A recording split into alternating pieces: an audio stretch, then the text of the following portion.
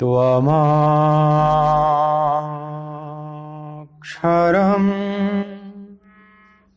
परमं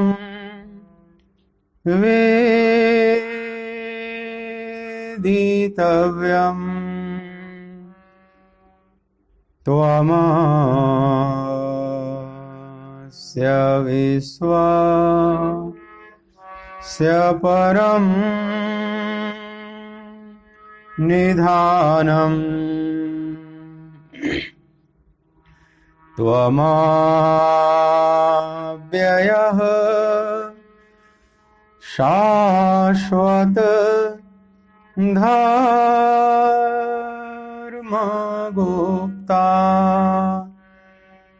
सनातनस्त्वं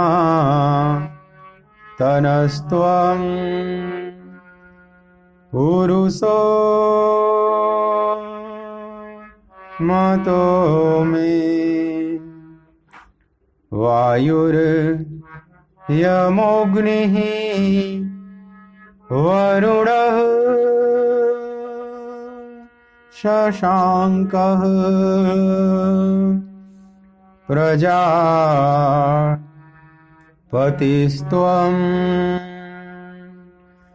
प्रपितामहश्च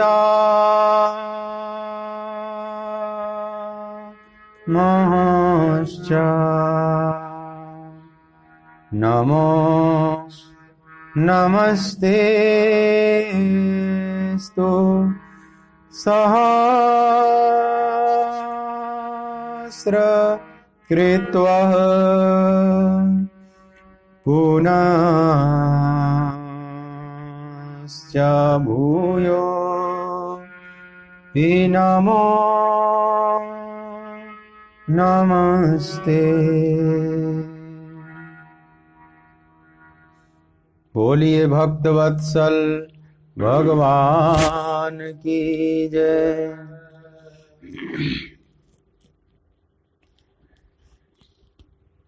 जय जय राधा रमण हरि बोल। जय जय राधा रमण हरि बोल। जय जय राधा रमण हरि बोल। जय जय राधा रमण हरि बोल। जय जय राधा रमण हरि बोल। जय जय राधा रमण हरि बोल।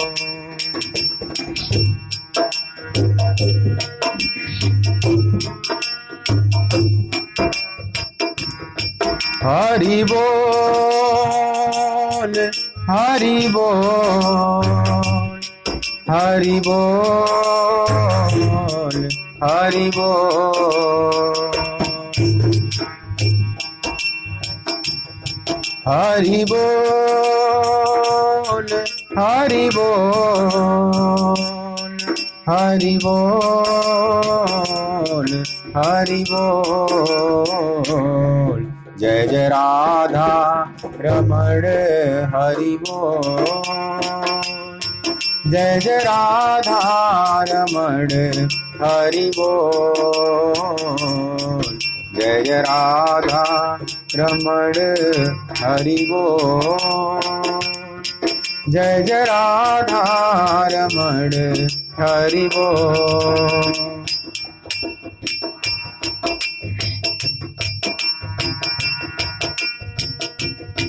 राधे श्यामा राधे श्यामा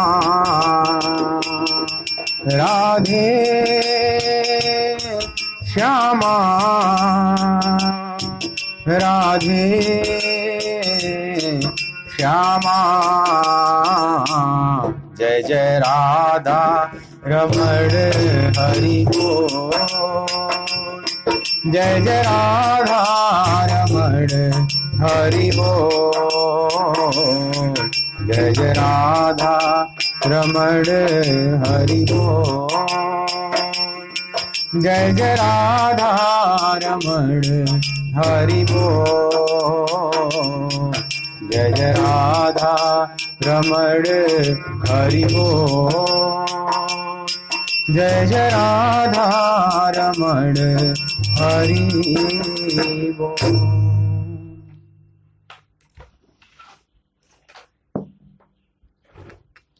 बोलिए श्री राधिका रमण बिहारी लाल की जय।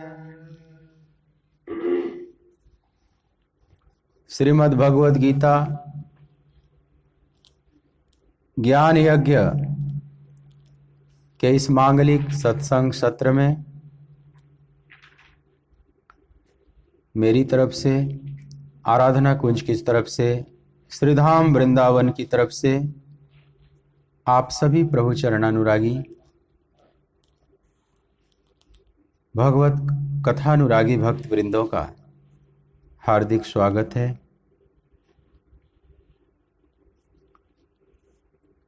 श्रीमद् भगवद गीता के दूसरे अध्याय का 19वां श्लोक, 19th श्लोक आप मेरे साथ पाठ करेंगे। खूब खुलकर पाठ करेंगे। यह भगवान की सीधी वाणी प्रसारित हो रही है। या स्वयं पद्मनाभस्य मुख पद्माद्भिनिसृता। महाभारत में 2 कृष्ण हुए। एक तो देवकी नंदन कृष्ण आप सभी जानते हैं, दूसरे सत्यवती नंदन कृष्ण जिनको महर्षि व्यास के नाम से हम सभी जानते हैं। इनका पूरा नाम है श्री कृष्ण द्वैपायन वेदव्यास। यह भी सांवले सांवले थे, इसलिए इनको श्री कृष्ण कहा गया। तो यह श्री कृष्ण, सत्यवती नंदन श्री कृष्ण, देवकी नंदन श्री कृष्ण की वाणी के बारे में कहता है कि या स्वयं पद्मनाभस्य मुख पद्माद्भिनिसृता। यह स्वयं उस पद्मनाभ भगवान के श्रीमुख से प्रसारित हुई है, निर्झरित हुई है। तो भगवान की सीधी वाणी हुई। गीता का एक एक श्लोक महामंत्र हुआ। तो इसको भाव से गायन करें। ऐसे शुष्क ढंग से पढ़ने की अपेक्षा जितना भी आपको स्वर गला भगवान ने दिया है, प्रयास करें कि इसको गायन करके, इसलिए गीता नाम पड़ा है ना, गीत से गीता, भगवत गीता, भगवान का गीत। जब भगवान गीत गा रहे हैं तो हमें भी गीत गाना है। उसको गाकर ही उस छंद को आप दोहराएं, पाठ करें। स्वर उच्चारण आप मेरे को सुनते हुए आप अपने पुस्तक में देखते रहें। जहां स्वर न साफ हो आप देखिए। मैं 2-2 बार इसीलिए उच्चारण कर रहा हूं प्रत्येक श्लोक का, ताकि आपका स्वर भी साफ हो और आपके घर में गीता गुंजायमान हो। प्रभु की यह महावाणी, महामंत्र आपके घर में गुंजित हो, जो आपको हर प्रकार से मंगल प्रदान करने वाला है। 19वां श्लोक। यैनं वेति हन्तारम् यश्चैनं मन्यते हतम् उभौ तौ न विजानीतो नायं हन्ति न हन्यते। य एनं वेति हन्तारम् यश्चैनं मन्यते हतम् उभौ तौ न विजानीतो नायं हन्ति न हन्यते। और जो इस आत्मा को मारने वाला समझता है तथा जो इसको मरा मानता है, वे दोनों ही नहीं जानते, क्योंकि यह आत्मा वास्तव में न तो किसी को मारता है और न किसी के द्वारा मारा जाता है।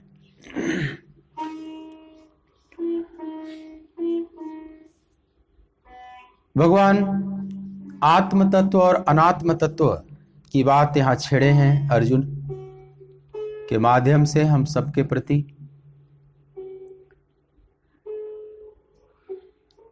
हमारी दृष्टि को उस सूक्ष्म तत्व की तरफ ले जाना चाहते हैं भगवान, जहां कोई शोक है न कोई विषाद है। और हम सभी शोक और विषाद से बाहर जाना चाहते हैं। कोई भी मनुष्य विषाद में रहना नहीं चाहता, विषाद के जहर को पीना नहीं चाहता, विषाद के ज्वाला में अधिक देर ठहरना नहीं चाहता, उससे भागना चाहता है। फिर भी विषाद की लपटें हमें घेर लेती हैं। हम खूब भाग रहे हैं, लेकिन ऐसा लग रहा है कि जहां भाग रहे हैं वहां वो ज्वाला हमारी पीछा कर रही है। तो उस विषाद के ज्वाला से कैसे बाहर निकलें? अर्जुन को कैसे भगवान बाहर निकाल रहे हैं? जिस उपाय से अर्जुन को निकाल रहे हैं वही उपाय हम पर भी लागू होता है। जैसे इलाज अर्जुन का कर रहे हैं भगवान, उसके मन का इलाज, मन को स्वस्थ कैसे कर रहे हैं आत्म तत्व का ज्ञान देकर, यही ज्ञान हम सब पर लागू होता है। इसलिए यह गीता हम सबके लिए भी उतनी ही उपयोगी है जितनी आज से 5200 वर्ष पूर्व अर्जुन के लिए उपयोगी थी। तो जो अर्जुन को भगवान बात कर रहे हैं वो हम सबसे कर रहे हैं, और उन बातों को ध्यान से समझने का प्रयास करें। भगवान कहते हैं आत्म तत्व की एक विशेषता है कि न तो जो इस आत्मा को मारने वाला समझता है तथा जो इसको मरा मानता है, वे दोनों ही नहीं जानते। क्योंकि आत्मा न तो किसी को मारता है न किसी के द्वारा मारा जाता है। इसका मतलब ये हुआ कि जो समझता है वो दोनों ही नहीं जानते। जरा ध्यान से समझना इस श्लोक को। जो समझता है कि यह आत्मा मर जाएगा या किसी को मार डालेगा, या मैं किसी को मार दूंगा, या मैं किसी के द्वारा मारा जाऊंगा, तो भगवान कहते वो दोनों ही नहीं जानते। तो प्रश्न उठता है कि जो नहीं जानते वे कौन हैं? आत्मा तो सब कुछ जानती है, आत्मा में तो कोई अज्ञान नहीं। आत्मा के सामने तो सब कुछ हस्तामलकवत है, हाथ पर रखे हुए आंवले की तरह एकदम स्पष्ट है। आत्मा में तो कोई अज्ञान नहीं, कोई भ्रम नहीं। तो भगवान कहते उभौ तो न विजानी, तो ये दोनों ही नहीं जानते। या एक ही व्यक्ति दोनों बातें अगर जाने तो उभौ समझ लो उसी में दोनों हो गए। वो सोचता है कि मैं किसी के द्वारा मारा जाऊंगा, अगर ये सोचता है तो किसी को मारेगा भी कि मैं भी किसी को मिटा सकता हूं। जब मैं किसी के द्वारा मिट सकता हूं तो मैं भी किसी को मिटा सकता हूं। सीधी सी बात है। एक अज्ञान पकड़ लेगा तो दूसरा अज्ञान अपने आप पकड़ लेगा। या मैं किसी को मारता हूं और मैं किसी के द्वारा नहीं मारा जाऊंगा, ऐसा नहीं हो सकता। जो मारने वाले हैं वो खुद बड़े भयभीत रहते हैं। मैंने कल बात की थी आपसे, स्टालिन जैसे लोग, हिटलर, एडोल्फ हिटलर जैसे लोग, इन्होंने बड़ा हिंसा का तांडव नृत्य खेला है, लेकिन बड़े डरते हैं। वे इतने डरते हैं कि अपनी पत्नी को भी अपने शयन कक्ष में नहीं सोने देते थे। पत्नी पर भी विश्वास नहीं था, मार डालेगी। भोजन भी 5 लोगों से चेक कराकर ग्रहण करते थे, क्या पता जहर मिलाया हो। तो 5 पहले लोग टेस्ट करते थे, क्या पता एक न मरे, वो जहर का आदी हो गया हो। तो 5 से जब गुजरेगा मामला, तब इसका मतलब ये बिल्कुल ठीक है। इसका मतलब वह मरने से कितना डरता है। तो जो व्यक्ति मारता है ये समझता है कि मैं किसी को मार सकता हूं, मैं किसी को मिटा सकता हूं, तो दूसरी बात अपने आप उस पर लागू हो जाती है कि उसको ये भी पता चलेगा कि मैं भी किसी के द्वारा मारा जा सकता हूं, मैं भी किसी के द्वारा मिटाया जा सकता हूं। अकेले नहीं हो सकता। एक बात नहीं हो सकती कि मैं किसी को केवल मार सकता हूं, मैं किसी के द्वारा नहीं मारा जा सकता हूं, ऐसा नहीं हो सकता। चाहे कितना भी हिरण्यकशिपु हुए हो, रावण हुए हो, हिरण्यकशिपु अपने को कहता था ईश्वरो हम अहम भोगी सिद्धो हम बलवान सुखी, मैं ही ईश्वर हूं, मैं ही परम सिद्ध हूं, मैं ही परम भोक्ता हूं, को अन्योस्ति सदृशो मया, भला मेरे जैसा और कौन हो सकता है। लेकिन वो डरता था मौत से, बहुत ज्यादा डर, जानता था कि मैं किसी को मार रहा हूं तो मैं भी किसी के द्वारा मारा जाऊंगा। ये आतंकवादी जितने होते हैं, ये क्रूर खेल खेलते हैं हिंसा का, जब पकड़े जाते हैं तो ऐसे गिड़गिड़ाते हैं, क्योंकि वो जानता है कि मैं किसी को मार सकता हूं तो मैं भी मर सकता हूं किसी के द्वारा। जब ये पकड़े गए, मुंबई में जब हुआ अटैक, तो उसमें एक कसाब वगैरह जब पकड़ा गया, इतना रोने लगा, इतना चिल्लाने लगा, और उसको तो फांसी दे दी गई इसलिए कि वह मर ही जाता।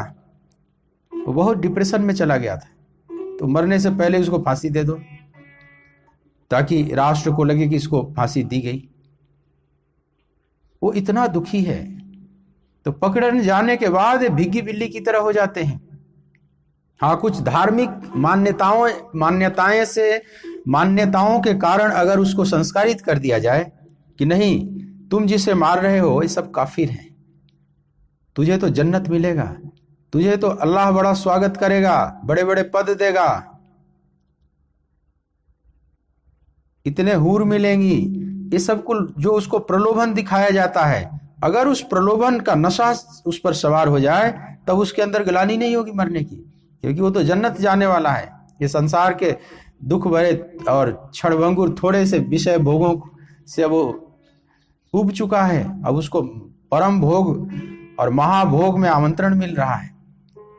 तो कई बार ऐसा ब्रेन वॉश कर दिया जाता है, तो जानता है कि मैं मारा जाऊंगा, लेकिन ये जानता है कि मैं मरकर स्वर्ग में जाऊंगा, पैराडाइज में जाऊंगा, जन्नत में जाऊंगा, वहां अनंत गुना ज्यादा भोग करूंगा। अनंत गुना भोग के लोभ में वह हत्याएं करता है। ऐसे के भी को भी ग्लानि नहीं होगी, क्योंकि उसके अहंकार को एक जगह मिल गया,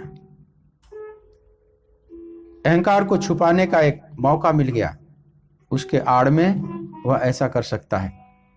लेकिन अंदर से वो भयभीत रहता है, जानता है कि मैं मारा जाऊंगा। तो जो हत्याएं करते हैं, अकारण मारते रहते हैं लोगों को, वे ये भी जानते हैं कि मैं मारा जाऊंगा। लेकिन भगवान कृष्ण यहां कहते हैं कि दोनों ही नहीं जानते। उभौ तौ न विजानी तो नायम हंति न हन्यते, ये दोनों ही नहीं जानते।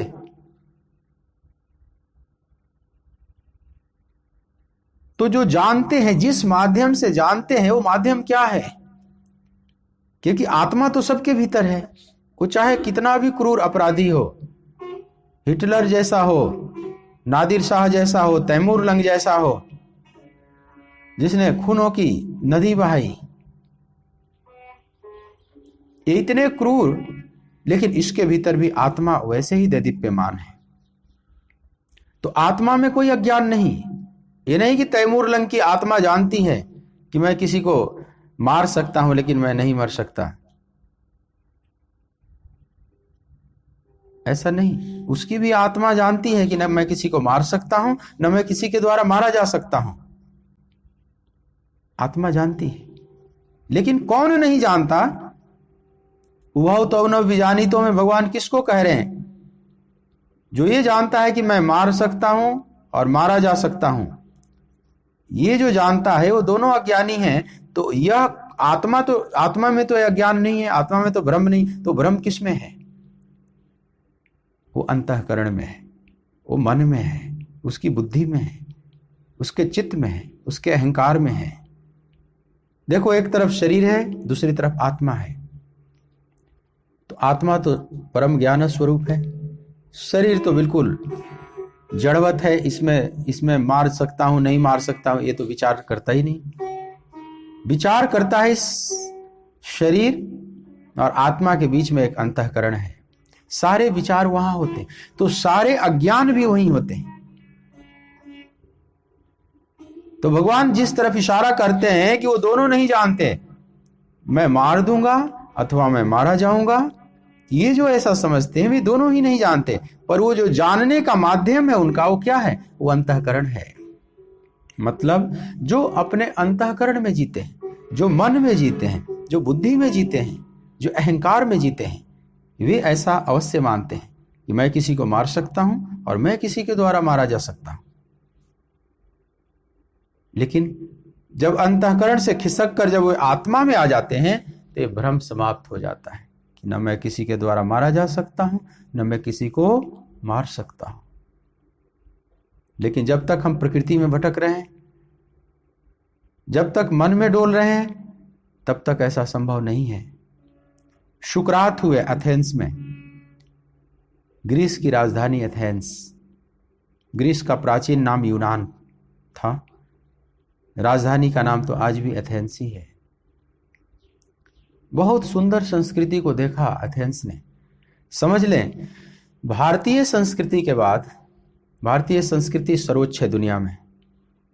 ये देश है वो जहां ऋषि मुनि जपते हरि नाम का माला, जहां हर बालक एक मोहन है और राधा एक एक बाला, जहां प्रेम की बंसी सदा बजाते आवे शाम सवेरा, वो भारत देश है मेरा। जहां सत्य अहिंसा और धर्म का पग पग लगता डेरा, वो भारत देश है मेरा। भारत जैसा स्वर्णिम संस्कृति तो किसी के पास नहीं है, और हमारा प्राचीन भारत तो और भी स्वर्णिम था, द गोल्डन बर्ड, इसीलिए कहा गया ना। और कुछ बात है, इस संस्कृति पर अनेक आक्रमण हुए, लेकिन भारतीय संस्कृति को कोई मिटा नहीं सकता। इस संस्कृति ने अनेकों को पचा लिया अपने आप में, अनेकों को सुसंस्कृत कर दिया। लेकिन इसको मिटाने का, जो असंस्कृत थे, असभ्य थे, वो मिटाने का बहुत प्रयास किए, लेकिन नहीं मिटा सकते, क्योंकि इसका जो नींव है वो अध्यात्म पर टिका हुआ है, अध्यात्म बेस में है, इसलिए आप उसको नहीं मिटा सकते। रेत पर बनाया हुआ घर नहीं, यह ऋषि मुनियों द्वारा सिंचित है। यहाँ की संस्कृति ऋषि मुनियों द्वारा सिंचित है, इसलिए इसकी जड़ें बड़ी गहरी हैं। लेकिन अगर भारतीय संस्कृति के बाद दूसरी सुंदर संस्कृति डेवलप हुई इस धरती पर, तो वह यूनान की संस्कृति थी।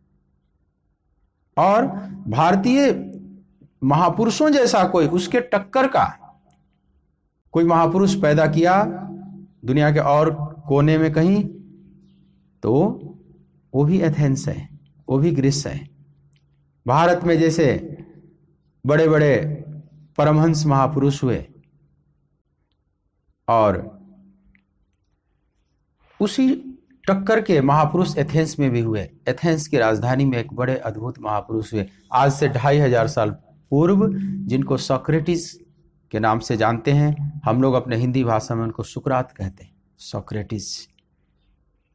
बहुत सुंदर दार्शनिक महापुरुष। आप सोक्रेटिस के सिद्धांत को पढ़े, निश्चित ही पश्चिम में कुल जीसस वगैरह को बहुत पढ़ा जाता है, अरब में मोहम्मद को पढ़ा जाता है, लेकिन मोहम्मद की वाणी में तो बस एक व्यवस्था है, जैसे एक कानून की किताब लिखी गई है, इससे ज्यादा कुछ नहीं। दार्शनिकता नहीं है, आध्यात्मिक फिलॉसफी नहीं है, आध्यात्मिक दर्शन नहीं है।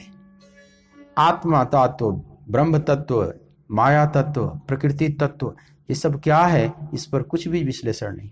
बस ये है कि ये करो, ये न करो, ये करना हलाल है, ये करना हराम है, ये करना पुण्य है, ये करना पाप। बस पुण्य पाप में बटा हुआ है, एक समसामयिक जीने खाने की व्यवस्था।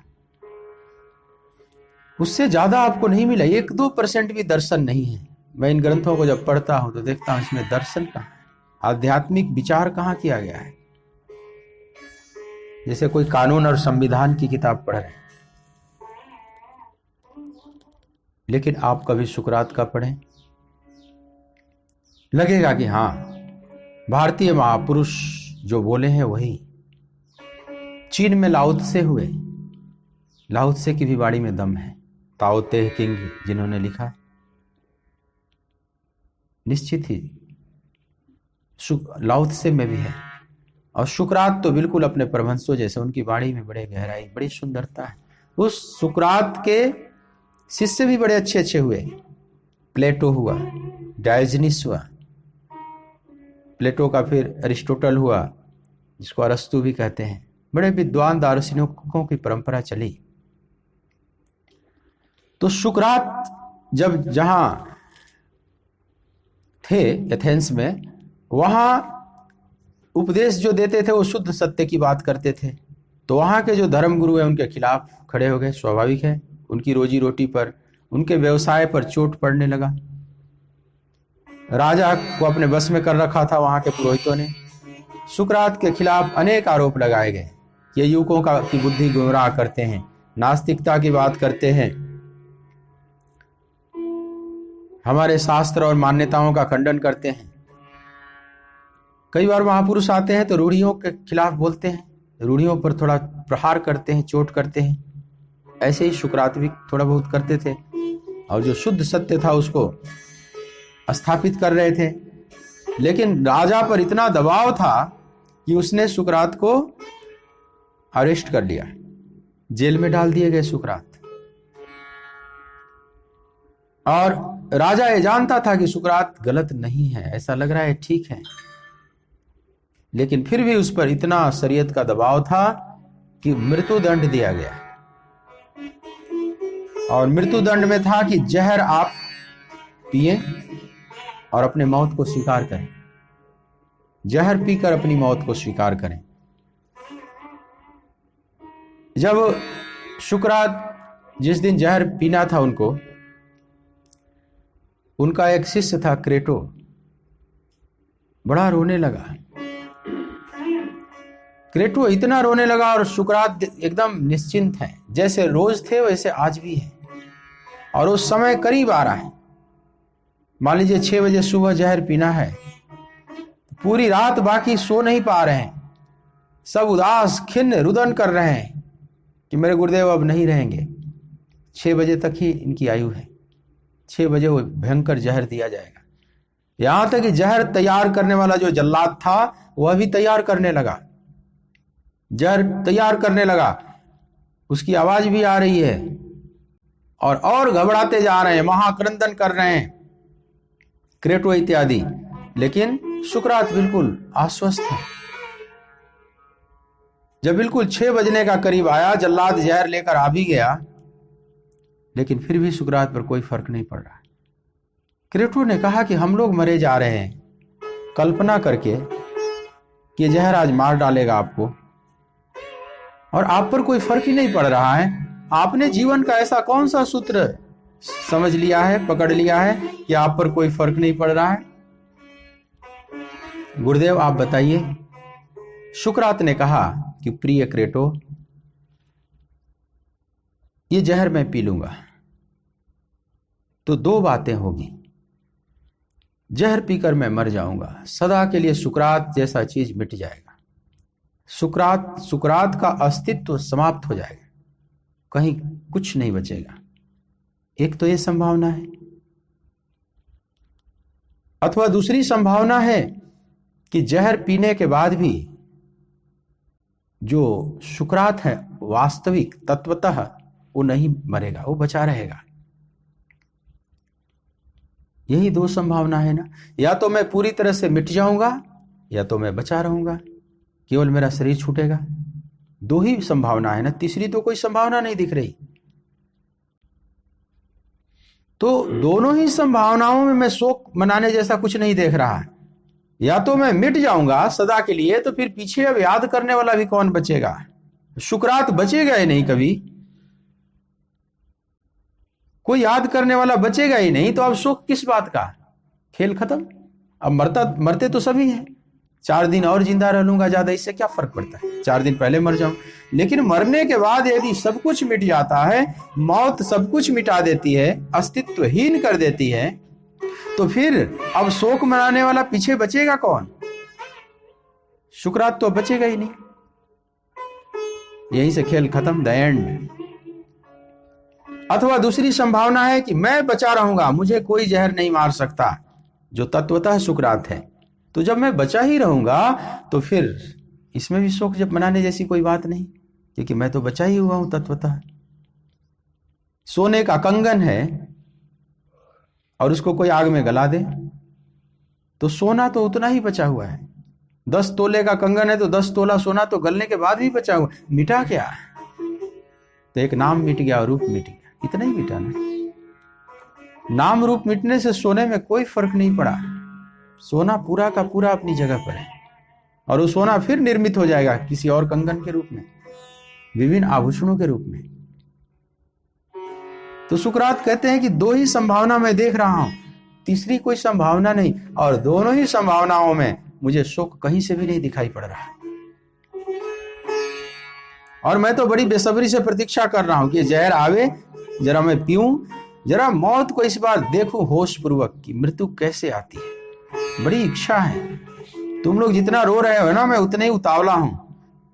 जा मरने से जग डरे सो मेरो आनंद, कब मरी हो कब पाई हो पूर्ण परमानंद।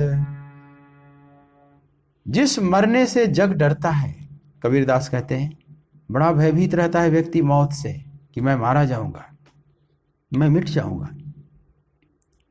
सो मेरो आनंद, ये संत कहते हैं कि वो मेरे लिए आनंद का विषय है। मैं तो प्रतीक्षा कर रहा हूं कि कब मरी हूं कब पाई हूं पूर्ण परमानंद।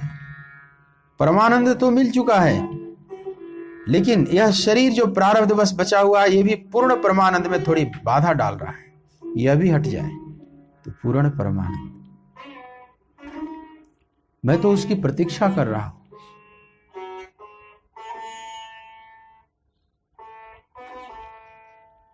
महापुरुष का शरीर ऐसा होता है, जो ज्ञानी हो जाते हैं, जैसे घड़े के अंदर जल है और घड़े में छिद्र हो चुका है और वो जल में घड़ा पड़ा हुआ है। एक विशाल झील में वो घड़ा रखा हुआ है और घड़े के अंदर भी जल है, लेकिन अब जल घड़े में छिद्र हो चुका है। आर पार का जल अब इधर से उधर हो रहा है। घड़े का जल बाहर भी जा रहा है, बाहर का अंदर भी आ रहा है। जीव मतलब जिसका घड़ा बंद है, उसमें कोई अभी छिद्र नहीं हुआ है। और ज्ञानी महापुरुष जिसके घड़े छिद्र युक्त हो चुके हैं। जल बीच कुंभ, कुंभ बीच जल है, जल बीच कुंभ, कुंभ बीच जल है, भीतर बाहर पानी, भीतर बाहर पानी, बिन से कुंभ जल जल ही समानी, बिन से कुंभ जल जल ही समानी, यह गति बिरले न जानी, यह गति बिरले न जानी, गुरु मिले ब्रह्म ज्ञानी हमारे, गुरु मिले ब्रह्म ज्ञानी। तो ब्रह्म ज्ञानी गुरुओं का क्या लक्षण है कि जल बिच कुंभ, कुंभ बिच जल है, भीतर बाहर पानी। लेकिन अब उनका पानी भीतर बाहर हो रहा है, छिद्र हो चुका है। लेकिन अभी भी ये छिद्र युक्त घड़ा भी तो थोड़ी बाधा डाल ही रहा है ना। तो महापुरुष कहते हैं कि ये भी घड़ा फूट जाए, ये छिद्र युक्त घड़ा भी, ये झांझर घड़ा भी फूट जाए, ये भी बाधा समाप्त। परमानंद तो मिल गया, लेकिन पूर्ण परमानंद में यह प्रारब्ध से निर्मित जो स्थूल शरीर अभी बचा हुआ है, यह भी थोड़ी बाधा तो डाल ही रहा है। तो कब मरी हूं कब पाई हूं पूर्ण परमानंद, मैं तो उस मौत की प्रतीक्षा कर रहा हूं जिससे जगत डरता रहता है। तो शुक्रात कहते हैं कि प्रिय क्रेटो, मैं तो प्रतीक्षा कर रहा हूं कि जरा उस मौत को देखूं, इस जन्म में जरा होश पूर्वक देखूं, क्योंकि परम जागरण मेरा हो चुका है। उस परम जागरूकता में, उस परम होश की अवस्था में, क्योंकि पिछले कुल जितने शरीर छूटे हैं उसमें मैं बेहोशी में शरीर छूटा। शरीर छूटते समय कुछ पता नहीं चलता, कोमा में जीव चला जाता है, उसको पता ही नहीं चलता शरीर कैसे छूटा। वह एक परम अनुभूति जीवन की हमेशा अंधेरे में ही रह जाती है, एक बड़ा आश्चर्य है। अनंत जन्म हमारा हुआ, अनंत मरण हुआ, पुनरपि जननम पुनरपि मरणम पुनरपि जननी जठरे शयनम, कितनी बार हुआ, पुनरपि, ये पुनरावृत्ति हो रही है, ये पुनरावृत्ति हो रही है, लेकिन एक भी मौत का अनुभव हमारे पास नहीं है कि मरने के समय कैसा लगता है। कोई कहता है बड़ा कष्ट होता है, कोई कहता है कि कुछ भी कष्ट नहीं होता। स्वामी शरणानंद जी एक संत हुए यहीं वृंदावन में, मानव सेवा संघ में, प्रज्ञा चक्षु, बड़ा अद्भुत दार्शनिक महापुरुष। स्वामी शरणानंद जी इतने दार्शनिक थे कि स्वामी अखंडानंद जी यहाँ के एक बड़े ऊंचे संत हुए। वे कहते थे स्वयं अपने श्रीमुख से कि अगर तुझे केवल सैद्धांतिक वेदांत सुनना है तो मेरे पास आओ, मैं खूब शास्त्र की बाल की खाल निकाल कर तुझे बताऊंगा। और तुझे प्रैक्टिकल वेदांत सुनना है, अनुभूत वेदांत सुनना है, तो शरणानंद जी के पास जाओ। एक संत के बारे में इतनी बड़ी स्तुति कर रहा है। उनसे किसी ने पूछा कि मरने के समय कैसा अनुभव होता है, हमने तो सुना है जन्मत मरत दुसह दुख होई। तो बोले कि भाई मेरे को खुद ही याद नहीं, पिछले जीवन में जो मैं मरा हूं वो सब याद अब नहीं है कि मैं कैसा मरा, क्या अनुभव हुआ उस समय, और इस जन्म में अभी मरा नहीं तो मैं कैसे बताऊं, मृत्यु का अनुभव तो हुआ नहीं, मैं कैसे बताऊं। तो कहते हैं कि एक बार उन्होंने मौत को आह्वान किया, मैंने अपने सूक्ष्म शरीर को स्थूल शरीर से बाहर किया। ये किया जा सकता है, बहुतों ने किया। आदि शंकराचार्य के बारे में आप जानते हैं, 6 महीने तक सूक्ष्म शरीर से बाहर थे, स्थूल शरीर की रक्षा उनके शिष्यों ने किया। वो एक कथा है, आप जब शास्त्रार्थ वाली, कभी बाद में लूंगा उस कथा को, बस इतना ही समझ लो। ये सूक्ष्म शरीर को अलग कर देना, जिसको मौत कहते हो, ये कोई बहुत बड़ी प्रक्रिया नहीं है। सूक्ष्म शरीर को बाहर किया जा सकता है, अपने ही द्वारा अपने इस शरीर को देखा जा सकता है, बाहर खड़ा करके, अपने ही अंतःकरण द्वारा सूक्ष्म शरीर स्थूल शरीर को देख सकता है बाहर निकल के। तो शरणानंद जी ने एक बार अपने सूक्ष्म शरीर को बाहर निकाल दिया, जिसको आप मृत्यु कहते, और फिर देखे इसमें कोई कष्ट नहीं, और फिर सूक्ष्म शरीर को ला दिया अपने स्थूल शरीर में। लेकिन कई जगह शास्त्रों में तो बहुत डराया गया है, जन्मत मरत दुसह दुख होई, लेकिन ऐसा है नहीं। लेकिन हमें लगता है कि बहुत कष्ट होगा, इसलिए बड़ा डर लगता है, क्योंकि जीव कोमा में चला जाता है। मृत्यु प्रकृति का सबसे बड़ा ऑपरेशन है इस शरीर का। तो इस शरीर में ऐसी कुछ व्यवस्था किया है भगवान ने कि एक लिमिट के बाद कष्ट होगा तो ये कोमा में चला जाएगा, बेहोश हो जाएगा तुरंत। जैसे किसी को एक्सीडेंट होता है और बाहर वाले देखते हैं कि ये तो बड़ा छत विछत शरीर हो गया, तड़फ रहा है, अंग भंग हो गया सब, उसको हॉस्पिटल में ले जाया गया, इमरजेंसी वार्ड में, 15 दिन बाद उसको होश आए। अब उससे आप पूछें कि तुम्हें कितना कष्ट का अनुभव हुआ जब एक्सीडेंट हुआ, बोला कि मेरा एक्सीडेंट हुआ, इतनी तक तो बात याद है, उसके बाद का मुझे कुछ याद नहीं। वो कष्ट वगैरह क्या हुआ नहीं हुआ तो कुछ पता ही नहीं, क्योंकि वो तुरंत कोमा में चला गया, बेहोश हो गया। अब उसको बेहोश व्यक्ति को कुछ पता नहीं चलेगा, बाहर से देखने में लग रहा है कि उस तड़फ रहा है, लेकिन उसको कुछ पता नहीं, डिस्कनेक्ट हो गया। सूक्ष्म शरीर स्थूल शरीर, वो ब्रेन जहां से अनुभव होता है कष्ट का, वहां डिस्कनेक्ट हो गया। जब कृत्रिम रूप से किसी को बेहोश किया जाता है तो वही क्लोरोफॉर्म जो दवाइयां देकर बेहोश किया जाता है और पूरा ऑपरेशन उसका हो जाता है, उसको कुछ नहीं पता चलता।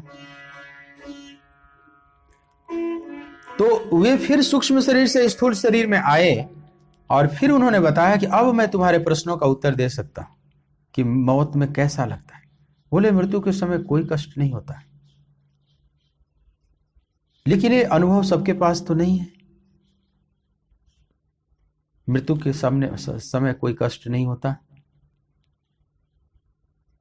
हाँ, जीवन को बचाने में जो हम तड़फते हैं, उस बचाने में जो जद्दोजहद होता है उसमें कष्ट होता है। जैसे कोई चोर आपने एक बढ़िया हार पहन रखा है, चेन पहन रखा है, और चोर उसको छीन रहा है, तो चेन जो आपका छिन रहा है, उस चेन को उधर से उधर जाने में कोई कष्ट नहीं, लेकिन चेन को बचाने में जो कष्ट हो रहा है, जो जद्दोजहद हो रहा है उस चोर के साथ, उसमें कष्ट है। तो जब मृत्यु छीनती है, सूक्ष्म शरीर को ले जाती है, तो सूक्ष्म शरीर हम नहीं छोड़ना चाहते, हम और जीना चाहते हैं। इसमें जो छीना झपटी होती है, उसमें जो कष्ट होता है वो कष्ट है, वो अलग प्रकार का कष्ट है। तो उन्होंने ये बात कही कि मृत्यु में कोई कष्ट नहीं, और ये बात काफी हद तक सत्य के करीब है। लेकिन जिस तरह से शरणानंद जी को नहीं हुआ, ऐसे ही आम मनुष्य को नहीं होगा ऐसा नहीं, क्योंकि आम मनुष्य पकड़ता है, उस पकड़ने में कष्ट है। कीर मरकट की नाई, जैसे तोते और बंदर को पकड़ा जाता है तो फड़फड़ाता है, रोता है। अब वहां कष्ट नहीं दिया जा रहा है उसको, वो पंजा केवल नहीं छोड़ रहा है, वो जो पकड़े हुए है उसी अपनी अज्ञानता से कष्ट पा रहा है, रो रहा है, चिल्ला रहा है। नहीं तो एकदम जस्ट छोड़ दे, इस पार से उस पार जा रहे हैं बस, जैसे इस नौका पर पड़ गए, इस तट से उस तट जा रहे हैं बस। लेकिन इस घटना को सब नहीं देख पाते। उत्क्रामंतम स्थितम वापि भुंजानाम वा गुणान्वितम विमूढ़ा नानु पश्यन्ति ज्ञान चक्षुषा। ज्ञान दृष्टि वाले ही देख पाते हैं, बाकी अज्ञानी नहीं देख पाते कि कैसे शरीर में रहता है, कैसे शरीर को छोड़ता है, दूसरे शरीर को धारण करता है, वहां विषयों को कैसे भोगता है। यह तो केवल वो प्रज्ञावान पुरुष ही देख पाते, हम नहीं देख पाते। तो सारा उपद्रव अज्ञानता के कारण है। सुकरात ने क्रेटो से कहा कि क्रेटो, मैं तो देखना चाहता हूं उस मौत को, बड़ी बेसब्री से प्रतीक्षा कर रहा हूं कि होश पूर्व अब मैं परम जाग चुका हूं, परम जागृति हो चुकी है, परम जागरण हो चुका है, और इस परम जागरण के आलोक में मैं देखना चाहता हूं कि शरीर कैसे छूटता है, मृत्यु कैसे धीरे धीरे सुलाती है शरीर को। और तब तक समय हो गया उनका, 6 बज गए। कटोरी में जहर लेकर खड़ा है जल्लाद, और वो कटोरी पकड़ा रहा है। सुकरात बड़े आनंद से ले रहे हैं, जैसे कोई अमृत कलश ले रहे हैं पीने के लिए, और वो जो जल्लाद दे रहा है उसके भी हाथ कांप रहे हैं, आंखों में आंसू भरे हुए हैं कि मेरे जैसे नीच को एक कर्म करने के लिए दिया गया एक महान संत को मैं जहर दे रहा हूं, मैं तो अपनी ड्यूटी पूरी कर रहा हूं, मैं क्या करूं, मुझे क्षमा करना। सुकरात ने कहा कि तुम जरा भी घबराओ मत, तुम क्षमा मांगो ही मत, तुम तो अपना कर्तव्य पालन कर रहे हो, जरा मेरे को देखो, मुझे कहां कष्ट हो रहा है। और ऐसे पी गए जैसे मीराबाई ने जहर को पी लिया। राणा ने विष दिया, मानो अमृत दिया, और मीरा पी गई उस जहर को अमृत की तरह। मीराबाई को कुछ नहीं हुआ। ऐसे ही सुकरात उस जहर को पी रहे हैं, और पी गए, सब लोग क्रंदन कर रहे हैं, वहां पर रुदन कर रहे हैं। अब धीरे धीरे अनुभव जो हो रहा है वो बताते गए, आंखों देखा हाल बता रहे हैं, लाइव टेलीकास्ट करते जा रहे हैं क्रेटो इत्यादि को, कि देखो अब मेरे पैर ठंडे हो रहे हैं, अब मेरी चेतना वहां से समाप्त हो रही, अब ये कमर तक आ गया, छाती तक आ गया, अब मेरा गला रूंध रहा है, अब मैं धीरे धीरे अब बोलने के भी उसमें नहीं हूं।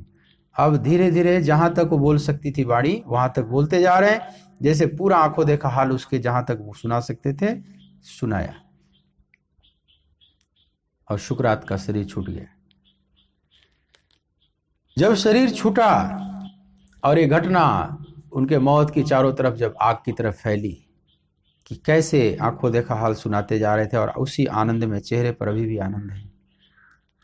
राजा को जब खबर लगी, बहुत ग्लानि से भर गया, और फिर उस देश का सबसे बड़ा संत का आज उनको उपाधि मिली हुई है। अगर कहीं नाम आता है ग्रीष्म का, तो सुकरात जहां पैदा हुए। उन राजाओं को भी लोग भूल गए, उन पुरोहितों को भी भूल गए, जिनने जहर दिया था उनका भी भूल गए नाम। आज सुकरात वहां के ज्योतिर्स्तंभ की तरह खड़े हैं।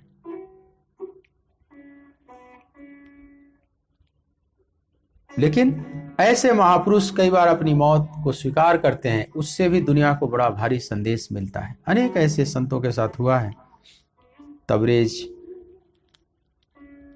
मंसूर, ये सब इसी तरह से गए। लेकिन जीसस क्राइस्ट, इनके साथ भी यही हुआ।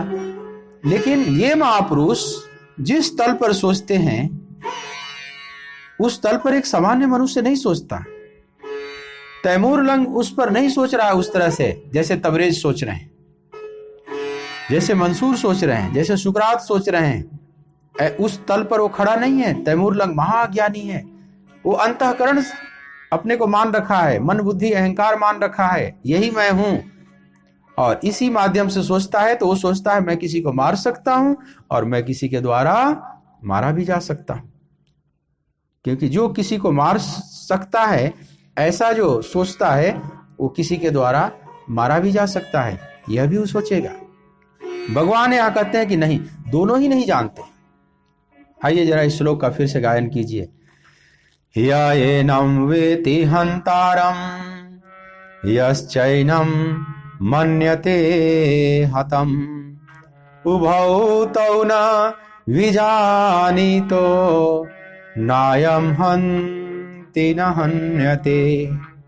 और जो इस आत्मा को मारने वाला समझता है तथा जो इसको मरा मानता है, वे दोनों ही नहीं जानते, क्योंकि यह आत्मा वास्तव में न तो किसी को मारता है और न किसी के द्वारा मारा जाता है। तो उभौ तौ माने दोनों नहीं जानते, माने दोनों ही अज्ञानी है। अज्ञानी होने का मतलब ये अंतःकरण अपने को मानते हैं, ये शरीर अपने को मान रखे हैं, सूक्ष्म शरीर स्थूल शरीर, बस इसी को मान रखे हैं कि मैं यही हूं। इन्हें आत्म तत्व का जरा भी बोध नहीं। अर्जुन, तुम अपनी दृष्टि इन शरीर और मन से हटाओ और उस सत्य तत्व की तरफ ले चलो, उस अविनाशी तत्व की तरफ ले चलो जिसको कोई भी मारने में सक्षम नहीं। और पार्थ, तुम भी किसी को मारने में सक्षम नहीं। तुम समझते हो कि हम मिटा देंगे, इन कौरव सेना को मैं मिटा दूंगा, तो तुम ठीक से नहीं जानता है, तो अज्ञानी है। और तुम समझता है कि मुझे ही या तो कोई मार देगा, तो यह भी अज्ञान है तुम्हारा। यदवा जयेम यदि वानो जयेयु, अर्जुन ने कहा ना भगवान से, न चैतद विद्मा कतरन्नो गरियो यदवा जयेम यदि वानो जयेयु याने वहत्वा न जिजीविषाम ते वस्थिता प्रमुखे धार्तराष्ट्रा। हे गोविंद, अर्जुन का अंतिम तर्क था 6ठा श्लोक दूसरे अध्याय का। 7वें में तो समर्पण कर देते हैं, तो 6ठा श्लोक माने अंतिम जो उनके पास तर्क करने जैसी चीज थी वो रख दिए बस, कि न चैतद विद्मा कतरन्नो गरीब। हम तो ये भी नहीं जानते कि हमारे लिए क्या श्रेष्ठ है। और यदवा जयेम यदि वानो जयेयु, हम उन्हें जीतेंगे या वे हमें जीतेंगे, मतलब हम उन्हें मारेंगे या वे हमें मारेंगे, दो में से एक तो मरेंगे ही। हम मिटेंगे या वे मिटेंगे, हम ये भी नहीं जानते। तो भगवान मानो यहां उसी प्रश्न का उत्तर देते हैं कि पार्थ, अगर तू ऐसा समझता है तो तुम दोनों ही अज्ञानी हो। उभौ तौ न विजानी, तो तुम मार नहीं सकता किसी को। तुम जो कहते हो कि याने व हत्वा न जिजीविषाम, जिन धृतराष्ट्र पुत्रों को मारकर मैं जीना भी नहीं चाहता, ते गलत सोच रहे हो। तुम धृतराष्ट्र पुत्रों को नहीं मार सकते। अर्जुन कहते हैं ना कि याने व हत्वा, जिनकी हत्या करके न जिजीविषाम, मैं जीना भी नहीं चाहता। तो भगवान यहां मुस्कुराते हुए कहते हैं कि अरे तू कैसे हत्या कर सकता है किसी की? तू कैसे किसी को मिटा सकता है? नहीं मिटा सकता। न तुझे वे मिटा सकते हैं, न तुम उसको मिटा सकता है। लेकिन अभी ऐसी मान्यता है, तो अर्जुन तुम नहीं जानते। उभौ तौ न विजानी तो नायम हन्ति न हन्यते। तो भगवान अर्जुन की दृष्टि उस सूक्ष्म तत्व की तरफ ले चलते हैं। मतलब भगवान ये कहना चाहते हैं कि मृत्यु जैसी कोई चीज ही नहीं होती। मृत्यु सबसे बड़ी झूठ है। इस जगत की सबसे बड़ी झूठी घटना है मृत्यु। अब आप कहेंगे कि हमने तो अभी तक यही सुना है कि मृत्यु सबसे सत्य घटना है। धरती पर और कुछ घटित हो चाहे ना हो, जीवन में और कुछ मिले या ना मिले, लेकिन मृत्यु तो मिलेगी। मृत्यु की घटना तो घटेगी ही घटेगी, ये तो ध्रुव सत्य है। लेकिन यहां भगवान उल्टी बात कह रहे हैं कि मृत्यु सबसे झूठी घटना है। लेकिन ये दो तलों पर बात हो रही है। जिस तल पर हम सोचते हैं या अर्जुन सोचते हैं, और जिस तल पर खड़े होकर भगवान कृष्ण बोल रहे हैं, ये दोनों दो तल पर खड़े होकर बात कही जा रही है। जिस तल पर हम खड़े हैं, एक अज्ञानी व्यक्ति खड़ा है, वहां तो उसके लिए मृत्यु से बड़ी सच्ची घटना कुछ हो ही नहीं सकती। मृत्यु ध्रुव सत्य है, और कुछ न भी हो जीवन में मृत्यु जरूर होगी। वो जहां खड़ा होकर, अज्ञान में जहां खड़ा है, और जब ज्ञान में खड़ा होगा तो उसको पता चलेगा कि मृत्यु सबसे झूठी घटना है। अब कैसे मृत्यु झूठी घटना है जरा समझें। नायम हंति न हन्यते, भगवान कहते हैं जो मृत्यु इसलिए झूठी घटना है कि मृत्यु कुछ मिटा नहीं सकती, कुछ भी नहीं मिटा सकती। तो जिसको हम मृत्यु कहते हैं फिर वो क्या है? तो स्थूल शरीर का सूक्ष्म शरीर से संबंध विच्छेद हो जाना, बस यही एक घटना है। स्थूल शरीर का सूक्ष्म शरीर से संबंध का विच्छेद हो जाना, यही मृत्यु है। तो इसमें मिटा क्या?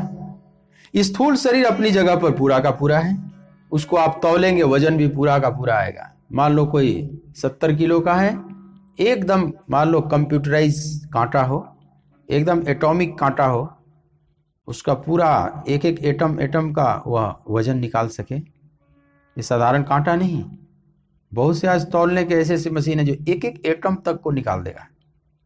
एक परमाणु भी अगर इधर उधर हो गया तो उसकी भी बात बता देगा।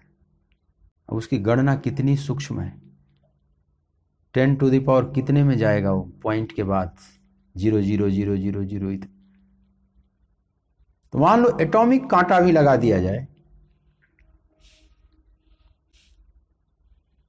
और व्यक्ति जब मर गया, अब फिर नापो तो देखोगे कि वजन उतना ही देगा। तो फिर इसमें मिटा क्या है? वह एटॉमिक कांटा, वह एटॉमिक तराजू जो है, मरने से पहले भी वजन उतना ही दिखा रहा है, और व्यक्ति मर गया जिसको डॉक्टर डेड घोषित कर दिए फिर भी वजन उतना ही है। तो इसमें मिटा क्या?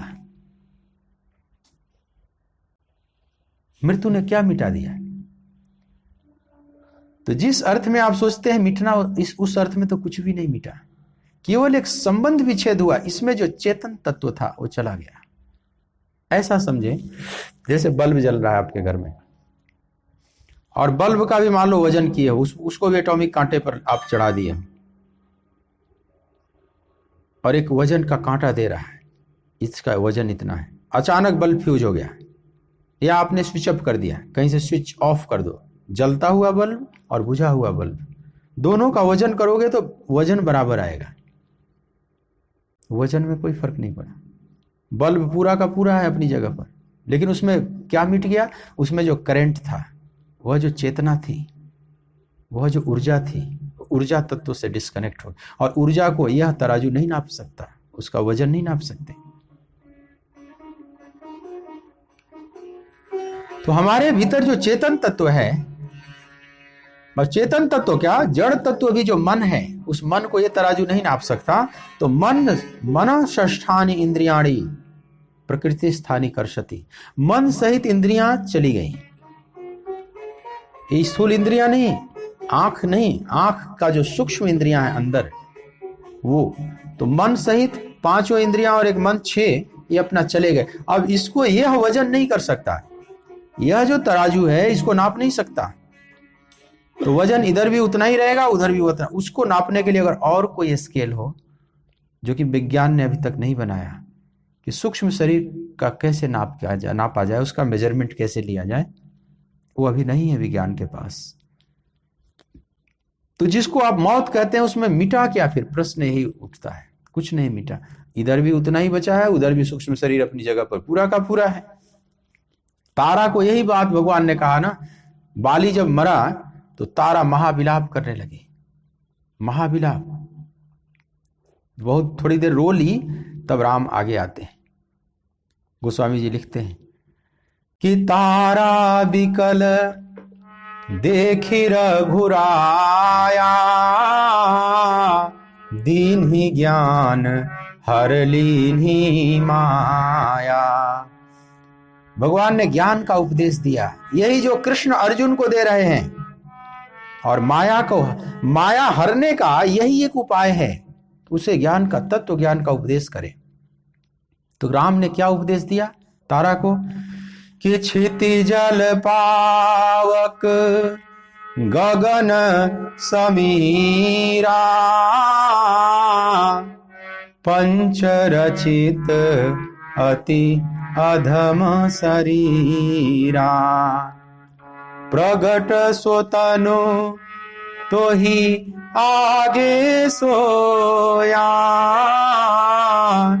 जीव नित्य के ही लगी तुम रोया। तारा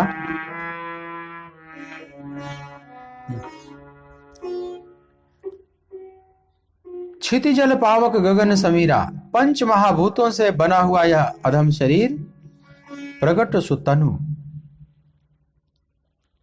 यह अभी भी तुम्हारे सामने सोया हुआ है, अभी भी वैसे के वैसे ही है। तो तुम कहोगे कि नहीं, ये मेरे पति देव नहीं है, ये महाराज बाली नहीं है। उनके भीतर जो चेतन सत्ता थी वो है। तो भगवान राम कह रहे हैं कि जीव नित्य के ही लगी तुम रोया। वह जो चेतन तत्व है उसके अंदर, वो तो नित्य है, अविनाशी है, उसको विनाश करने में कोई भी सक्षम नहीं हो, तो सत्य तत्व है, फिर क्यों रो रही हो? जो है वो सदा ही है, और जो बचा हुआ है वो है ही नहीं, एक भ्रम हो रहा है, लग रहा है ऐसा है, ये तो मिटता ही जा रहा है सतत। तो तुम क्यों रो रही हो? जो बाली है तत्वतः वो पूरा का पूरा है, वो मेरे बाण भी उनको नहीं मिटा सकते। नयनम छिदन्ति शस्त्राणि, कोई भी शस्त्र उनका छेदन नहीं कर सकता। जब यह तत्व ज्ञान दिया तो हर लीनी माया, माया का हरण हुआ, उसको बोध हुआ और उसका विषाद शोक समाप्त हो गया। तो भगवान यहां कहते हैं कि मृत्यु कुछ भी नहीं मिटा सकती। एक प्रकट का अप्रकट हो जाना है बस। मृत्यु को और दूसरी भाषा में समझें, एक तो उसकी भाषा है कि मतलब संबंध विच्छेद हो गया, स्थूल शरीर का सूक्ष्म शरीर का संबंध विच्छेद हो गया। जैसे बल्ब जल रहा है और आपने फिर स्विच ऑफ कर दिया, फिर स्विच ऑन कर दिया, स्विच ऑफ कर दिया। ये मृत्यु और जन्म का खेल स्विच ऑफ और स्विच ऑन की तरह चल रहा है, बस इससे ज्यादा कुछ नहीं। अथवा समझे प्रकट और अप्रकट का खेल चल रहा है, मैनिफेस्ट और अनमैनिफेस्ट, ये दोनों का खेल चल रहा है। जैसे बबूले उठते हैं, फेन उठते हैं, पानी के ऊपर पानी जब गिरता है तो बबूले बनते चले जाते हैं, या पानी पर कोई कंकड़ आप मारते हैं तो उसमें से बबूले उठते हैं। बबूले थोड़ी देर खेलते हैं पानी पर, फिर मिट जाते हैं। तो उसी में से बन रहा है और मिट रहा है। वास्तव में क्या मिटा? उस बबूले में क्या मिटा?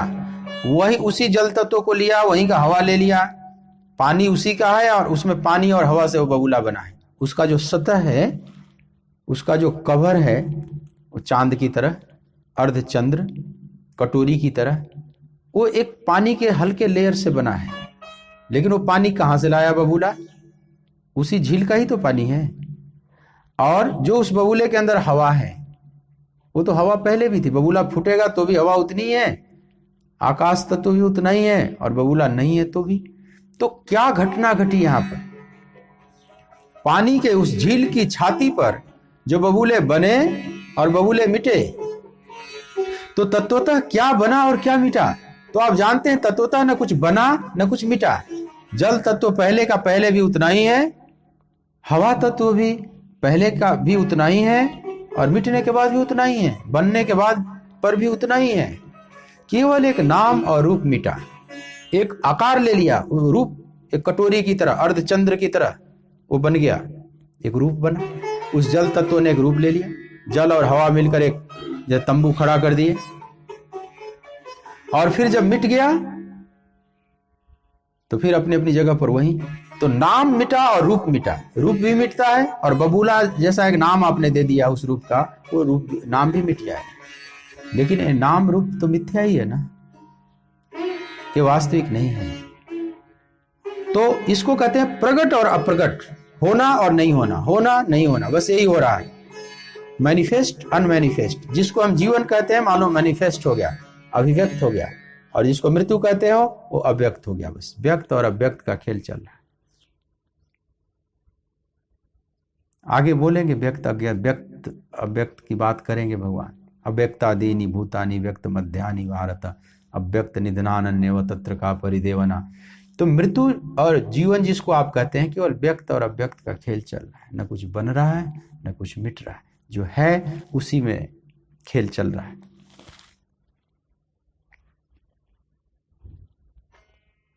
हेलो ना, क्या संदेश लिखा फिर से लिखो, जिसने भी कुछ लिखा मैसेज फिर से लिखिए, मैंने पढ़ा नहीं ठीक से।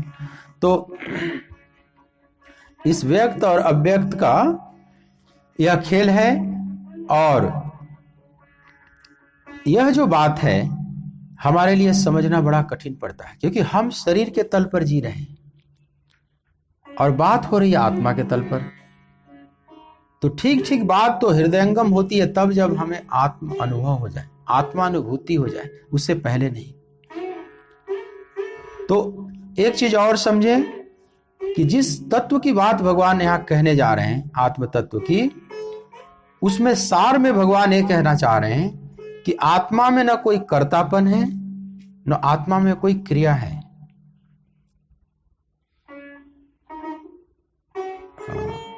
7:45 में हो जाता है मीटिंग प्रारंभ, 7:45 में भजन शुरू हो जाता है और 8 o'clock से कुछ और भजन और फिर सत्संग प्रारंभ होता है। आप 7:45 के बाद कभी भी मीटिंग खोल सकते हैं, प्रवीण गुलिया जी।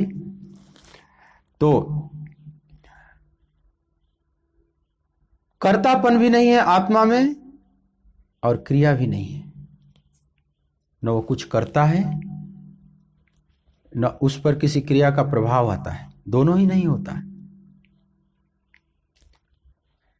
यही समझना है, मतलब हम न कुछ करते हैं, कर्तापन उसमें आता है ना, कर्तापन का सब जो संस्कार है वो अंतःकरण में है।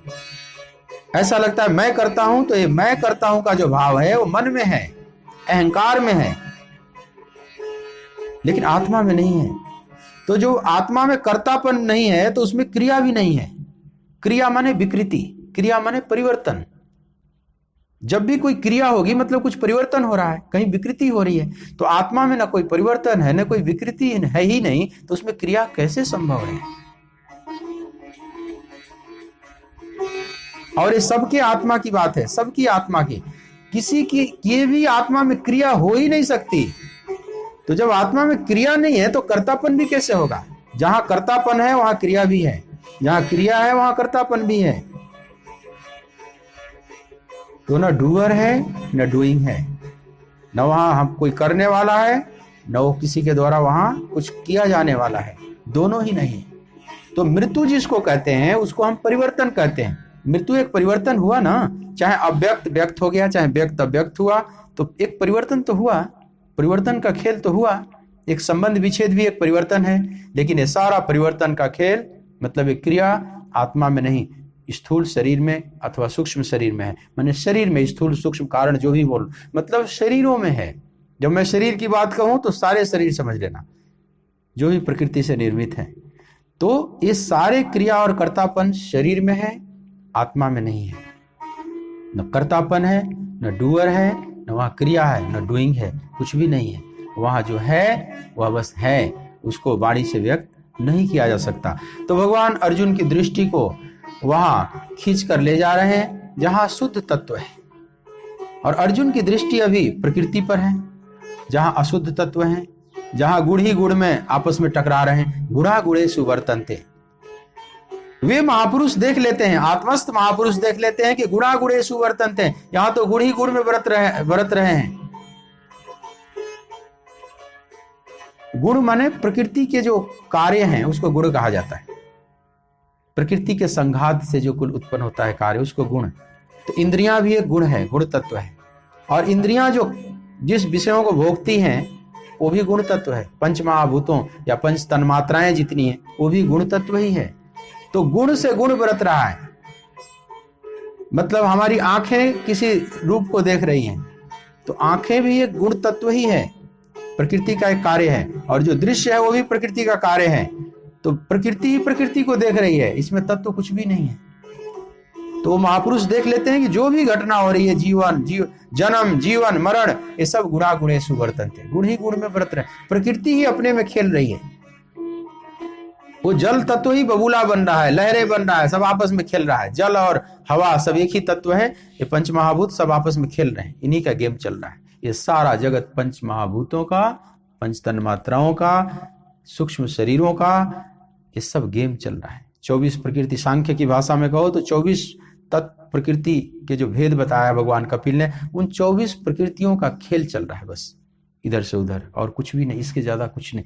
आत्मा में ऐसा कुछ नहीं है। नायम हंति न हन्यते, यह भगवान कह रहे हैं। अर्जुन की दृष्टि वहां ले जाना चाहते हैं।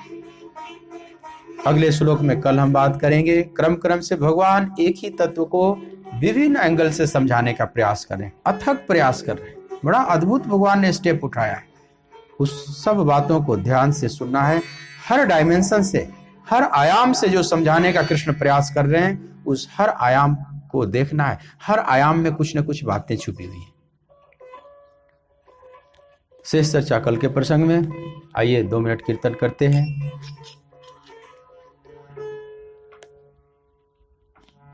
जय जय रघुनंदन राम हरे, सिया राम हरे, सिया राम हरे। जय जय रघुनंदन राम हरे, सिया राम हरे, सिया राम हरे। जय जय प्रभु दीन दयाल हरे, सिया राम हरे, सिया राम हरे। जय जय प्रभु दीन दयाल हरे, सिया राम हरे, सिया राम हरे, सिया राम हरे, सिया राम हरे। रघुनंदन राघव राम हरे, सिया राम हरे, सिया राम हरे। रघुनंदन राघव राम हरे, सिया राम हरे, सिया राम हरे।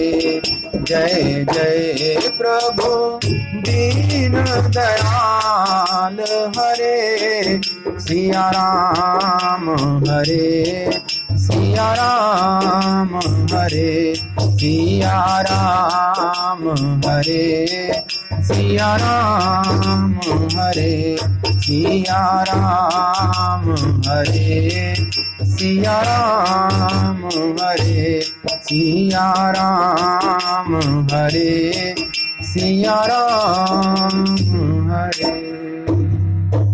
बोलिए भक्त वत्सल भगवान की जय। सियावर रामचंद्र भगवान की जय। ओ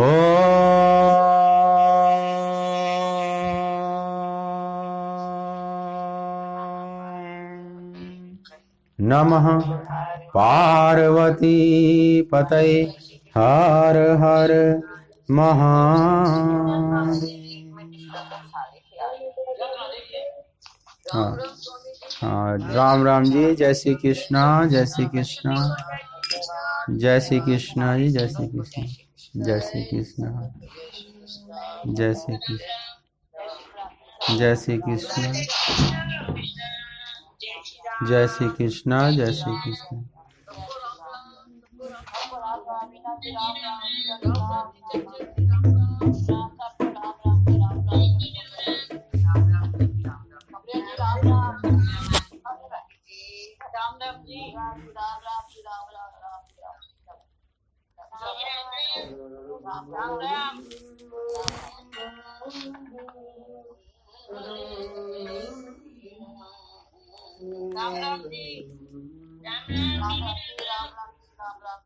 कैसे हो महाराज जी? मैंने अगर थोड़ा आराम कर लिया।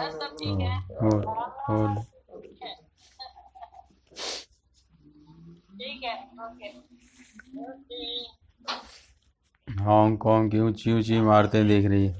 राम राम भैया, राम राम। जय सिया राम। जय सिया राम।